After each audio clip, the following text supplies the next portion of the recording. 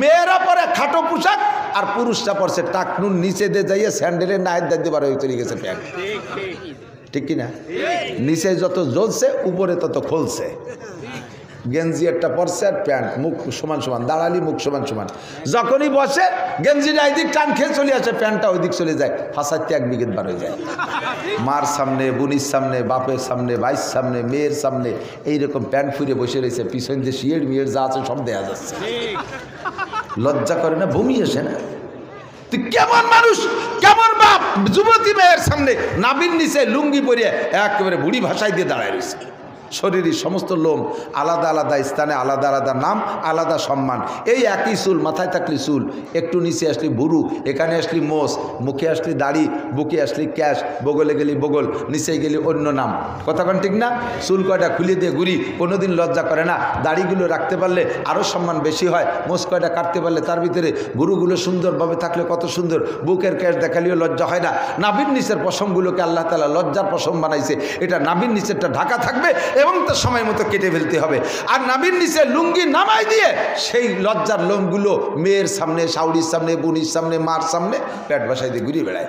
আল্লাহ ফেরেশতাকে কর বিলাডার ফাটায় ফেলাই দিয়ে লাথইয়া, ফুটবলের মতো একটা লাথি মার। এটা হালাল না হারাম? হালাল না হারাম?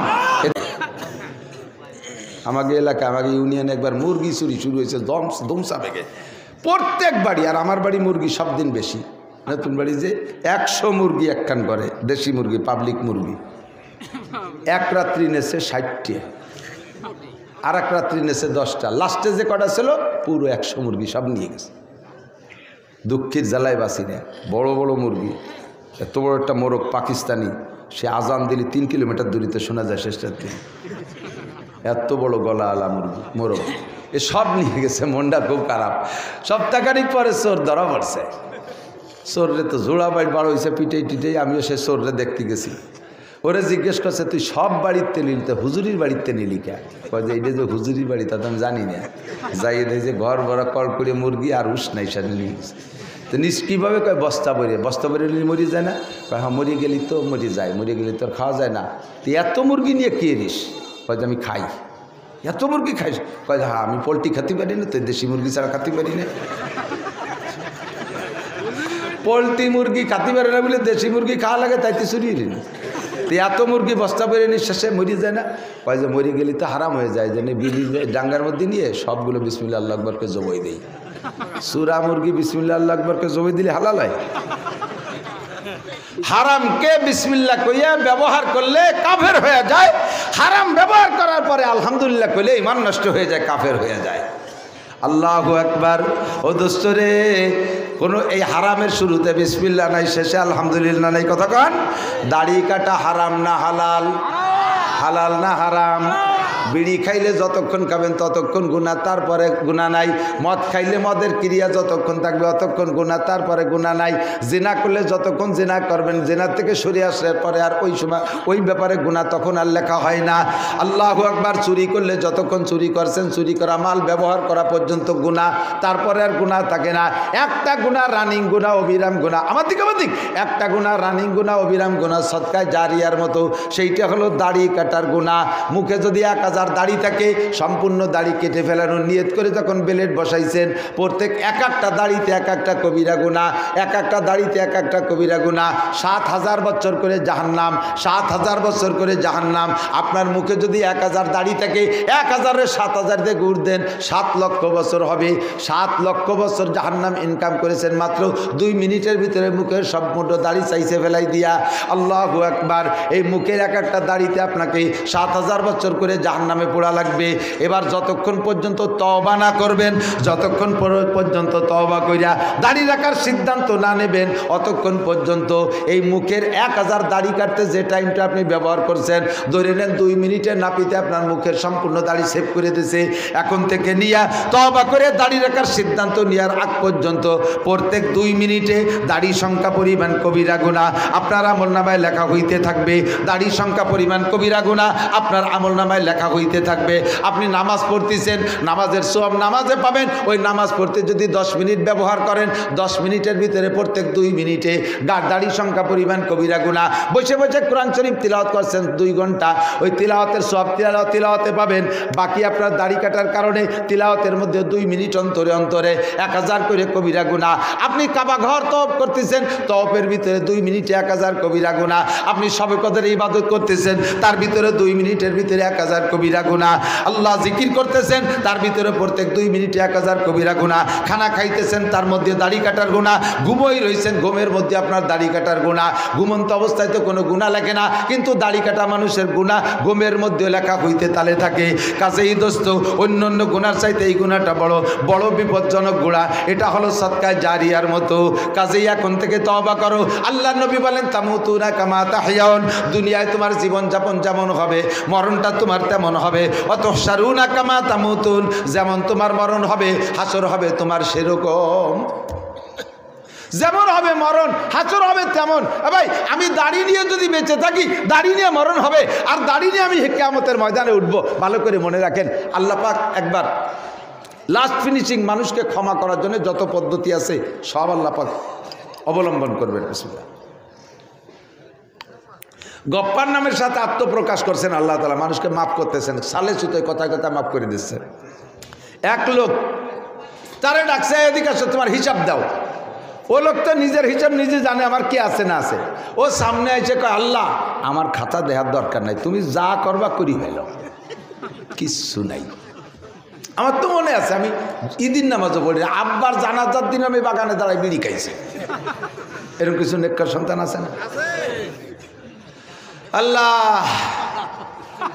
আমি বাপের জানাজার দিনও নামাজ পড়ি নাই, বাগানে দাঁড়ায় বিড়ি খাইছে, আমার কিচ্ছু নাই। আকাম যা আছে কোনোটা বাদ দেই নেই। তোমার এনে মনে চালি বেচতে দাও, না চালি যা খুশি। আল্লাহ কয়, এই জায়গা কুয়োরার জায়গা না, কিছু না থাকলে তোরা কিভাবে বেচতে দেবো? মাফ করবো, কেউ তো মাফ করার নিয়ে তাই ইচ্ছা করে দাঁড়াইছে, তোরা দাঁড় করেছি।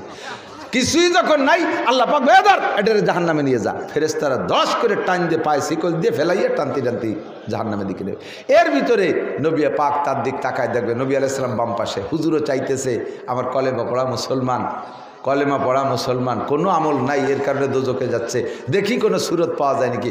দেখে তার মুখে বেশ লম্বা দাড়ি, জীবনে ফকিরেরও চাইরে না পয়সা দেয়নি।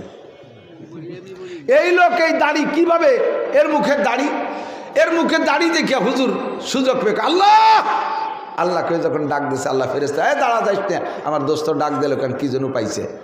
আল্লাহ, বান্দা তোমার, তুমি দোজখে দিলে আমি ঠেকাইতে পারবো না, কিন্তু ওর মুখে যে আমার সুন্নতি দাড়ি, তো তোমার বান্দারে তুমি দোজখে দাও, দাড়ি কটা একটু খুলিয়ে রাখা যায়?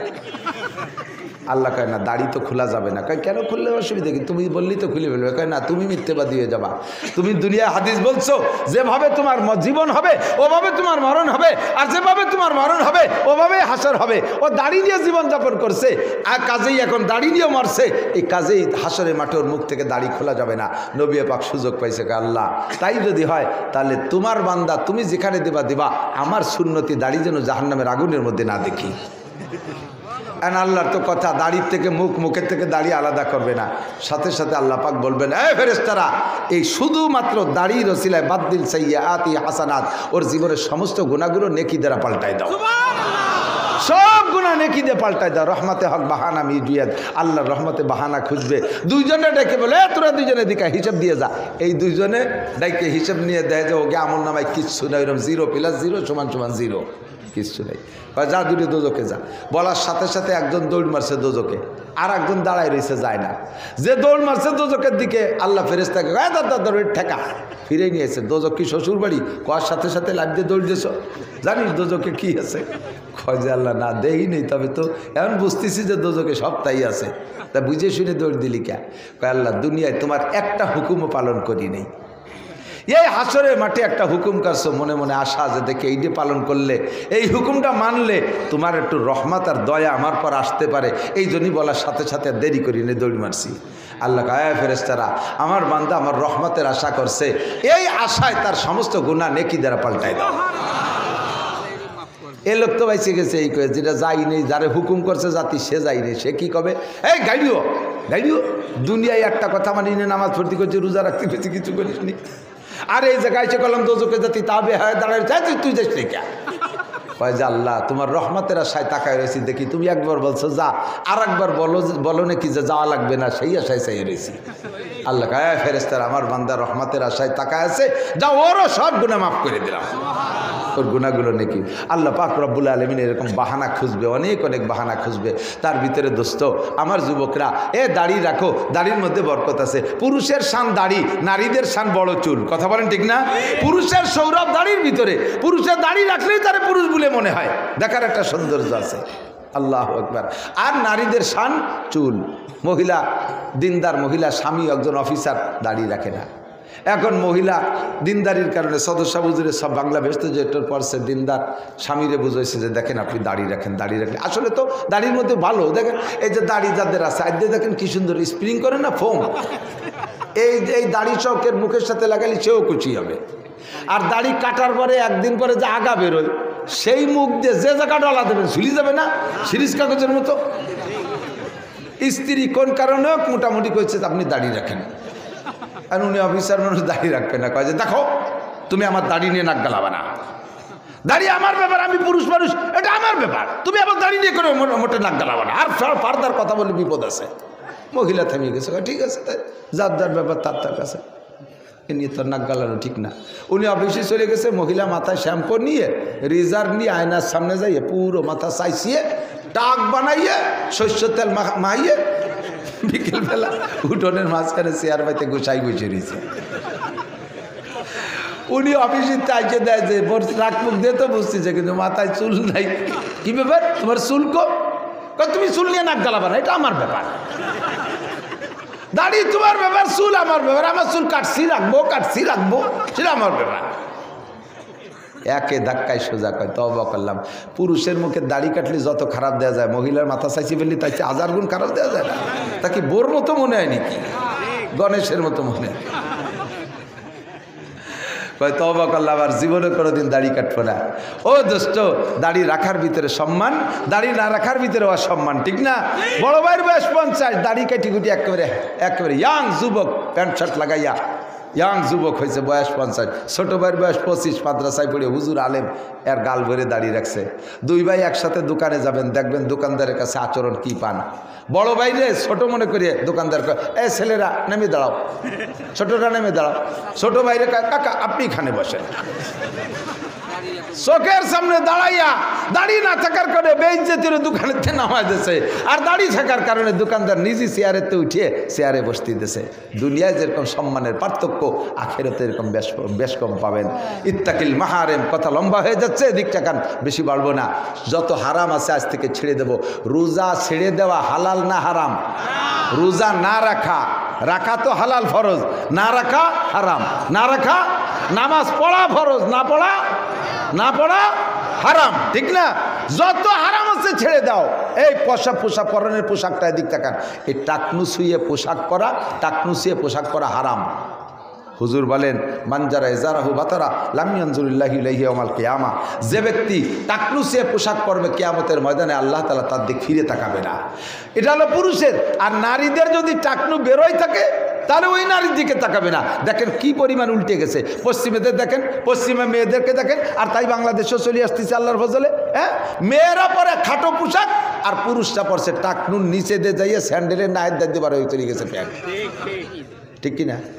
নিচে যত জ্বলছে উপরে তত খুলছে। গেঞ্জি একটা পরছে আর প্যান্ট, মুখ সমান, দাঁড়ালি মুখ সমান। যখনই বসে গেঞ্জিটা এইদিক টান খেয়ে চলে আসে, প্যান্টটা ওই দিক চলে যায়, ফাঁসাইতে 1 বিঘেত বার হয়ে যায়। মার সামনে, বোনির সামনে, বাপের সামনে, ভাইয়ের সামনে, মেয়ের সামনে এইরকম প্যান্ট ফুরে বসে রয়েছে, পিছন দিয়ে শিয়ের মিয়ের যা আছে সব দেওয়া যাচ্ছে। লজ্জা করে না? বমি আসে না? তুই কেমন মানুষ, কেমন বাপ, যুবতী মেয়ের সামনে নাবির নিচে লুঙ্গি পরিয়ে একেবারে বুড়ি ভাষায় দিয়ে দাঁড়ায় রয়েছে। শরীরের সমস্ত লোম আলাদা আলাদা স্থানে, আলাদা আলাদা নাম, আলাদা সম্মান। এই একই চুল, মাথায় থাকলে চুল, একটু নিচে আসলি বুরু, এখানে আসলি মোষ, মুখে আসলি দাড়ি, বুকে আসলি ক্যাশ, বগলে গেলি বগল, নিচে গেলি অন্য নাম। কথাক্ষণ ঠিক না? চুল কয়টা খুলে দিয়ে ঘুরি, কোনোদিন লজ্জা করে না। দাড়িগুলো রাখতে পারলে আরও সম্মান বেশি হয়। মোষ কয়টা কাটতে পারলে তার ভিতরে গুরুগুলো সুন্দরভাবে থাকলে কত সুন্দর। বুকের ক্যাশ দেখালেও লজ্জা হয় না। নাভির নিচের পশমগুলোকে আল্লাহ তাআলা লজ্জার পশম বানাইছে। এটা নাভির নিচেরটা ঢাকা থাকবে, এবং তার সময় মতো কেটে ফেলতে হবে।